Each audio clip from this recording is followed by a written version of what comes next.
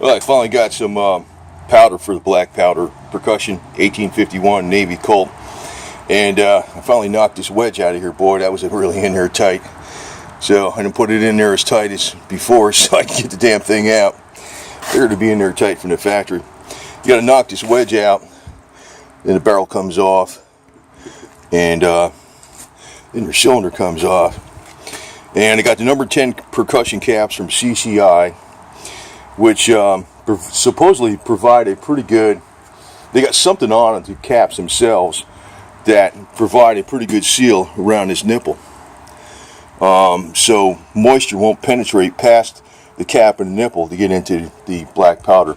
The other thing is you put like a grease or a wax over the ball, which I have, after you load your charge of black powder and the ball. Now this isn't black powder itself, this is a replacement, but it's better than Pyrex. And what you use in the pistol is the 3Fs, the finer stuff, the 3Fs, FFFG. This will all be going in one can for the percussion caps, one can for the what do you call it, the black powder substitute. I didn't want to use Pyrex, and I didn't want to keep, Go-X would probably be the best, which is real black powder. It's difficult to find for one, but number two, it's more dangerous. This is strictly like regular. In flammability, it's akin to smokeless powder. And I never, ever put smokeless powder in something like this, because like you'll be putting about, I don't know, roughly 20 grains of black powder, and this is around it's a 36 caliber ball, but actually it's 375, because it's got to fit in there 36 caliber tight. When you're ramming it in there, the ball's got to hit in there nice and tight. But the other side of it is that 20 grains of black powder is like pushing something that's around a 380 caliber, right? Basically, today's modern world. Now, if you're going to a bigger caliber and you're going even with a light load for like a 115 grain jacketed hollow points, I remember I used to use 4.9 grains of Winchester 231. I mean, smokeless powder is, and if you just go up like, a few tenths of a grain, the pressures go up enormously.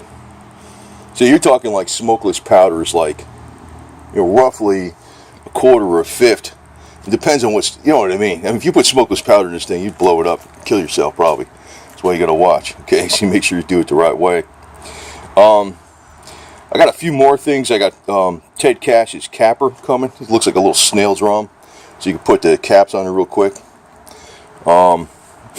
Also got the powder measure flash thing, and already got a cleaning equipment stuff. So let me see if I can take this thing apart again. Well, that went a hell of a lot easier. I just took the, this side of the screwdriver. It's like plastic. It's like basically like a plastic hammer, and knocked it out. You notice these has a little spring on there. See that spring? So that pops through the other side and locks it into place. So you don't need to hammer the heck out of this thing in place. So then this should pull off, but watch. You know what you probably got to do? We put it on half cock. And then you can put it in between the cylinders and lower the ramrod, which is like this. There you go. So when you press, that makes it easy to pop. Well, it's all not nice and loose now that I got it apart. So then you can get it away from the frame. So now just twist it. It's a little stiff because it's new, comes off, and your cylinder comes off. Now they got, I think it's Kurtz. There's another place that makes them.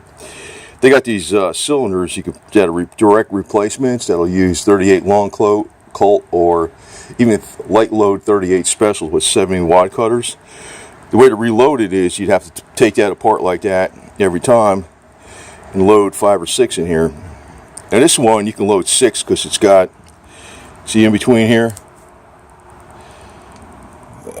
You see in between there? It's got that pin right there. You got these nipples. There's a little pin. That hammer can rest on a pin, so you can load 6 in this thing and keep it between the cylinders. I might eventually get the 22 long rifle kit. I ain't gonna mess with the 32 long Colt or anything, because I'm thinking, you know, if you want to fire a smokeless powder, get a smokeless powder weapon. But the 22 does make a lot of sense, because the 22 cylinder replacement is you can load it and reload it without taking it apart. The other thing I did to it is, you look, let's see if I can get this focused in here good. See that right there? Let me pull this hammer all the way back. See.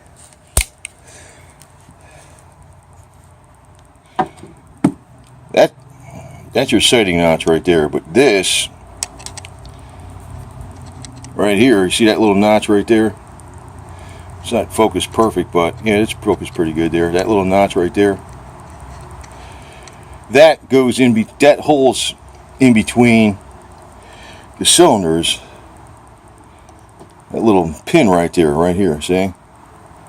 Now, what happens is, if that notch has got sharp edges on it, especially on the end corner, on the very end corner, it'll grab the caps and pull them off. So I took a Dremel tool and I rounded it out. I didn't even fire this yet. I rounded it out, those sharp edges on that little notch in there, so it doesn't pull the caps off. That usually freaking fixes it. The other thing is, I ordered some of these, I think in the day they call these cones instead of nipples. They call them, well, they call them cones or nipples today.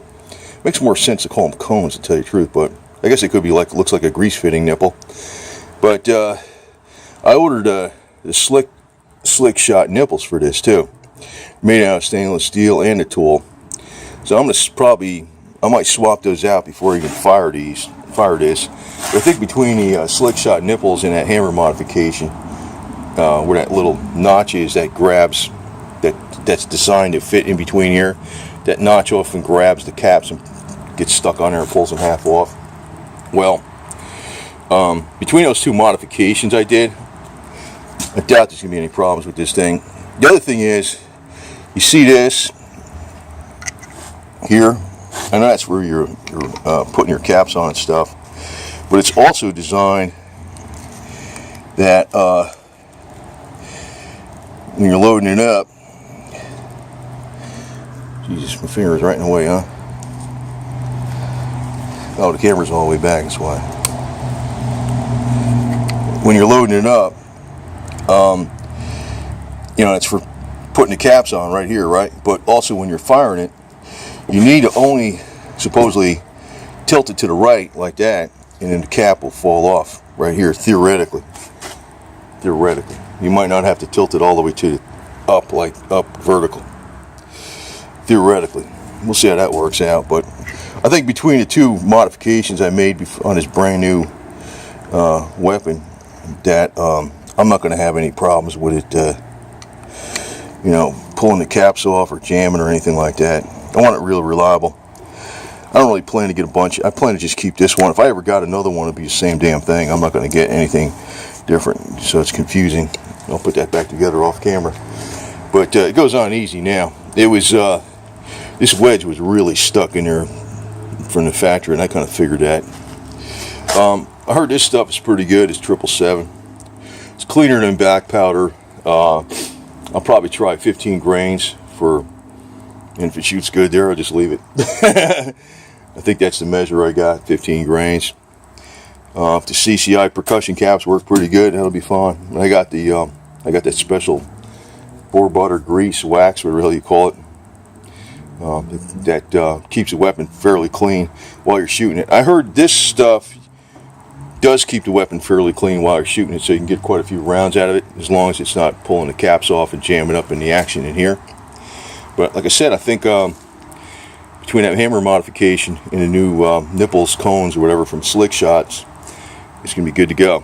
So, anyway, this is something I think everybody should get, these damn things, because in a way, it is cheaper to shoot, and I would get the 36 caliber. I know they make a 44 in a Colt Navy 1851, but that's actually, it's not really, well, it's not so much that it's not period correct, but the accuracy of the 36 was really, really good.